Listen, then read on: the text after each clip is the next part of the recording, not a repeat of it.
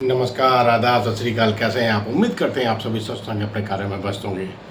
दोस्तों, दिमाग में अक्सर ये आता है कि मैं अपने रिटायरमेंट में क्या ऐसा करूं कि रिटायरमेंट के बाद का जो टाइम है ना, वो अच्छी तरीके से निकले।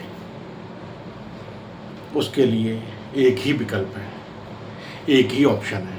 वो ऑप्शन है कि आप अपने जॉब के चलते आप अपनी रिटायरमेंट से पहले पहले वो फंड क्रिएट कर लें कि वो फंड आपके लिए पेंशन का काम करे। भारत में बहुत सारे लोग प्राइवेट सेक्टर में काम करते हैं, सभी को गवर्नमेंट सर्विस नहीं मिलती। तो जो प्राइवेट सेक्टर में काम करते हैं उनके लिए बेहतरीन ऑप्शन होता है कि टाइम रहते संभल जाओ। आपको जब आपके दिमाग में आए ना, तभी आपका सही टाइम स्टार्ट होता है और उसी टाइम से अपनी फाइनेंशियल प्लानिंग करना शुरू कर दो। आपको ज़्यादा समझ नहीं है तो मैंने पहले भी कई सारे वीडियोस में बताया हुआ है, आज फिर इसको रिपीट कर देते हैं। वो ऑप्शन आपके लिए अवेलेबल है, इन्वेस्टिंग का ऑप्शन, जिसके ज़रिए आप अपनी जो एक्टिव अर्निंग कर रहे हैं उसको इन्वेस्ट करना शुरू कर दीजिए। आपको ज़्यादा समझ नहीं है तो कोई दिक्कत नहीं, ज़्यादा सोचने की ज़रूरत नहीं है। आप मंथली SIP में इन्वेस्ट करना शुरू कर दीजिए। बेहतरीन जो ग्रोइंग फंड हैं उनको आप चूज़ कर लीजिए। आप निफ्टी 50 के फंड्स यूज़ कर सकते हैं, आप सेंसेक्स के फंड चूज़ कर सकते हैं। जो टॉप कंपनी जो इंडिया की इकोनॉमी ग्रो करा रहे हैं ना, वो टॉप फंड में से अपने म्यूचुअल फंड उठा लीजिए जो ग्रोइंग के स्टेज में हो। आपका रिस्क भी वहाँ कम रहता है।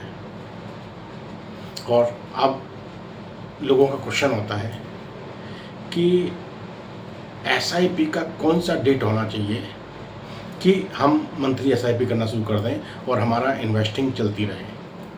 कोई कहता है मंथ के स्टार्टिंग में करो, कोई कहता है मंथ के मिड में करो, कोई कहता है मंथ के एंड में करो। कुछ नहीं फ़र्क पड़ता, मार्केट अप जाए डाउन जाए आपको फ़र्क नहीं पड़ना चाहिए। आप हर महीने कोई एक डेट डिसाइड करो, उस डेट से SIP करना शुरू कर दो।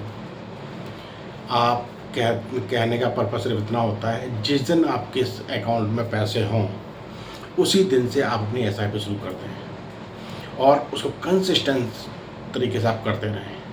कंसिस्टेंसी बरकरार रखें, डिसिप्लिन के साथ काम करते रहें। हर महीने बिना कुछ सोचे आपकी SIP का अमाउंट आपके सेविंग अकाउंट से कट जाना चाहिए। अगर लोगों की मेंटलिटी होती है मार्केट डाउन गया, लोग SIP करना बंद कर देते हैं, वहीं पर लोग सबसे बड़ी भूल करते हैं। मार्केट डाउन गया है, कोई फ़र्क नहीं पड़ता, उस समय जो आपका अमाउंट इन्वेस्ट किया जाएगा SIP म्यूचुअल फंड्स में, वहाँ पर आपकी जो क्वांटिटी म्यूचुअल फंड की बाई होगी वो ज़्यादा होगी। मार्केट अप है, उस समय आपका SIP में अमाउंट जा रहा है तो उसमें आपकी जो फंड क्वांटिटी है वो आपकी कम बाई होगी। लेकिन अब ऑन एन एवरेज आपका पोर्टफोलियो मेंटेन होता रहेगा। कभी क्वांटिटी ज़्यादा होगी, कभी कम होगी, कभी ज़्यादा होगी, कभी कम होगी, आपके अकाउंट में वो ऐड होती चली जाएगी। और लॉन्ग टर्म के विज़न में यही छोटा सा इन्वेस्टमेंट आपको एक बेहतरीन कॉर्पस बना के देके जाएगा। आप फंड बनाना चाहते हैं ना, तो अभी से आप अपनी SIP के ज़रिए इन्वेस्टिंग करना शुरू कर दीजिए। चाहे आपकी एज 40 है, कोई फ़र्क नहीं पड़ता, अभी भी आपके पास 20 ईयर्स बचे हुए रिटायरमेंट के लिए, क्योंकि रिटायरमेंट की एज गवर्नमेंट ने 60 ईयर डिक्लेयर की है। तो अभी भी आपका 20 साल बचे हैं।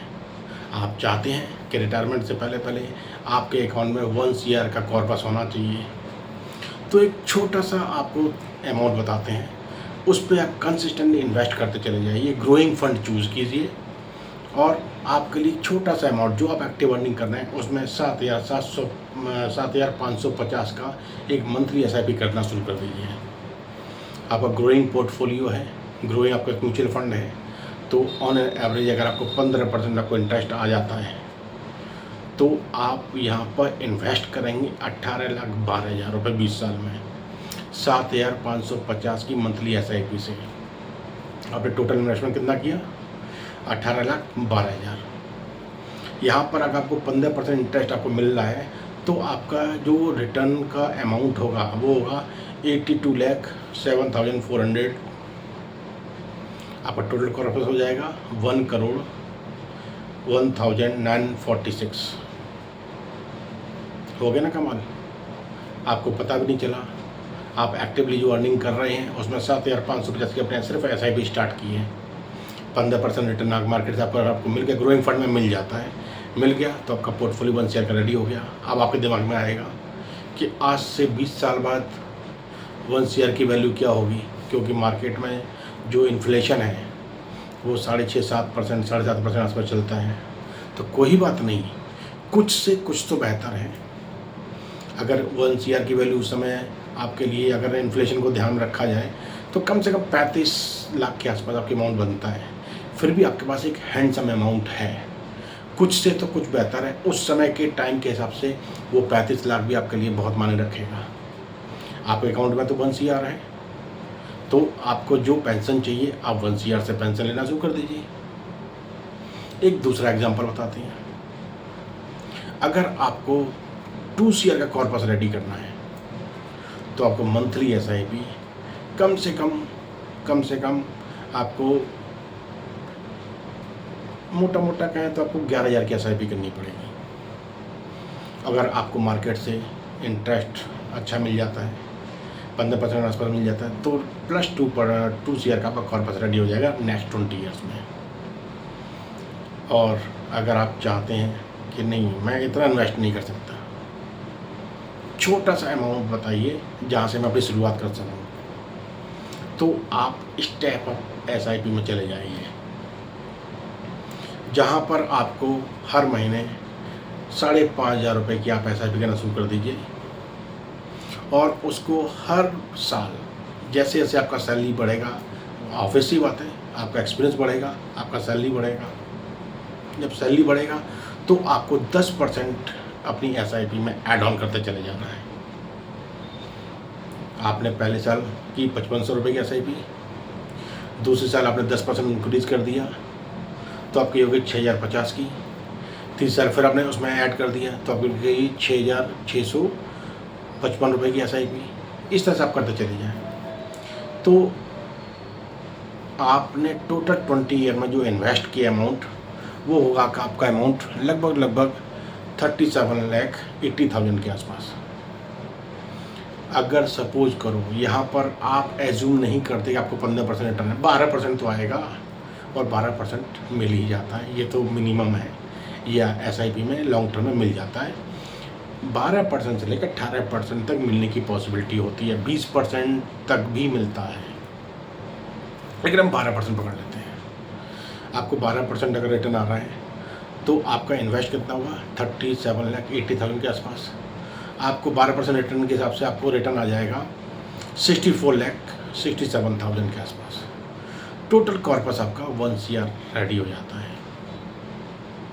इसमें स्टेप अप में क्या होता है, आपका इनिशियल में आपको कम पेमेंट देनी पड़ती है। हर साल आपकी 10% इंक्रीज़ हो रही है तो आपका अमाउंट बढ़ता चला जाएगा और आपके खर्चे भी मेंटेन हो जाते हैं और आपके लिए आने वाले टाइम के लिए फ्यूचर कॉर्पस रेडी हो जाता है।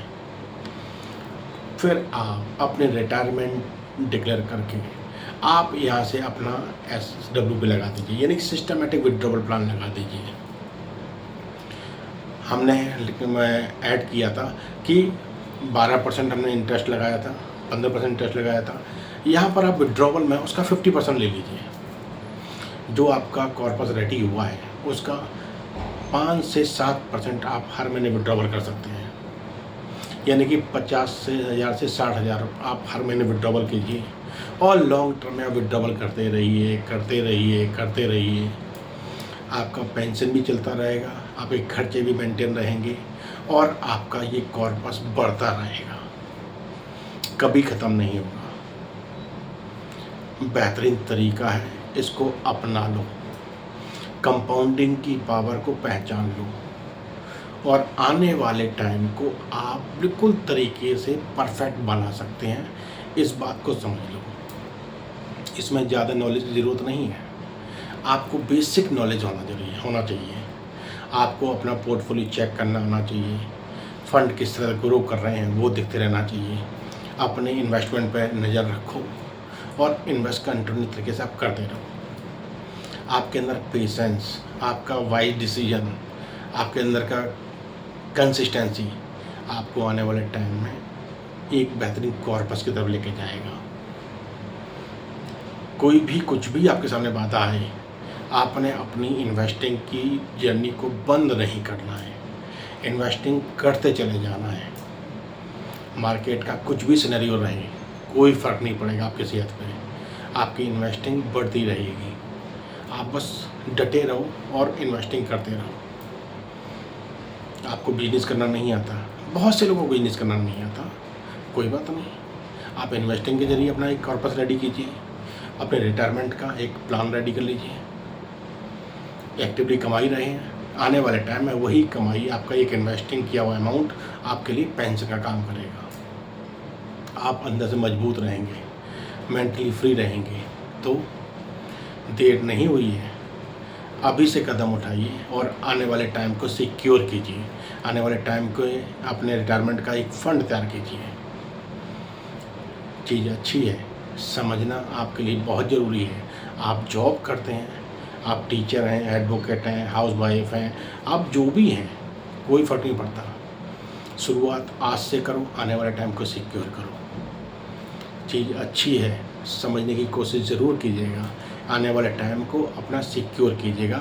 रिटायरमेंट की एक पेंशन का जरिया है, इसको ज़रूर अपनाइएगा और आने वाले टाइम को सुदृढ़ कीजिएगा। अंदर से आप मजबूत रहिएगा। चलिए, चीज़ अच्छी लगी हो तो सीखिएगा और दूसरों के साथ, अपने चाहने वालों के साथ इस वीडियो को शेयर ज़रूर कीजिएगा। उनको भी चीज़ समझ आए और वो भी अपनी लाइफ में एक आने वाले टाइम को सिक्योर करें, एक अच्छा सा फंड तैयार करने की कोशिश करें। चलिए, हंसते मुस्कुराते रहिए। फिर मुलाकात किसी टॉपिक के साथ, तब तक ये ख्याल रखिए। धन्यवाद, नमस्कार।